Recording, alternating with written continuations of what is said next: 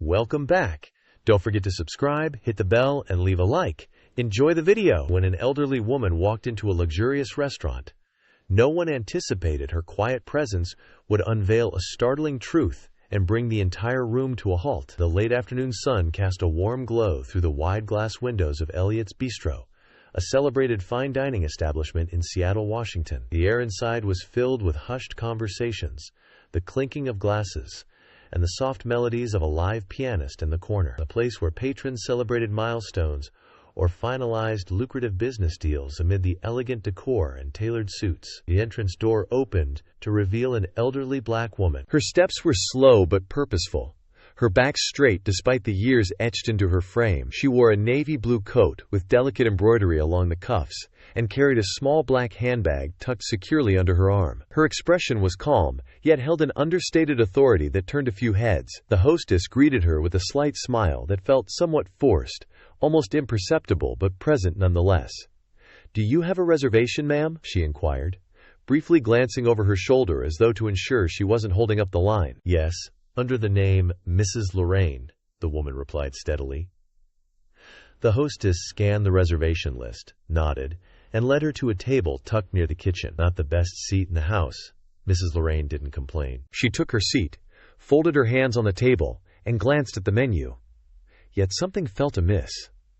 A few moments passed, then several more. The waiter assigned to her section, a tall man in his late 20s named Chris, walked past her table multiple times, barely sparing her a glance. When he finally approached, his smile was thin and his tone carried an edge. "Sorry for the wait," he said briskly. "We're really busy right now. I'll be back in a bit to take your order." Mrs. Lorraine nodded gracefully, thanking him. Around her, other tables filled with younger, more casually dressed diners received immediate and attentive service. She noticed the side glances a woman 2 tables over whispered to her partner, both sneaking looks in Mrs. Lorraine's direction. Another diner furrowed their brow, as if trying to decipher why she seemed out of place. Minutes turned into what felt like an eternity. Chris returned, his demeanor no warmer. "I'm sorry, but we're a little understaffed today. It might be a while before I can get to you," he said. Mrs. Lorraine's lips pressed into a faint smile. "Take your time," she replied, her tone revealing none of the frustration she might have felt from her corner. Mrs. Lorraine observed the room with quiet composure. This wasn't her first experience with subtle mistreatment, the kind that wasn't loud but manifested in delayed service and dismissive glances. Yet she remained poised, her hands resting gently on the table. Meanwhile, Chris busied himself with nearby tables, his tone cheerful, his smile effortless as he joked with other patrons. When he passed her table again without acknowledgement, the unease among diners began to grow. At a table near the bar, a man in his late 30s dressed in a crisp navy blazer sat observing. His demeanor was calm but sharp, his eyes narrowing as he noted Chris's behavior. This man, Andrew Lorraine, wasn't just any diner. He was the restaurant's owner. And Mrs. Lorraine wasn't just any patron. She was his mother.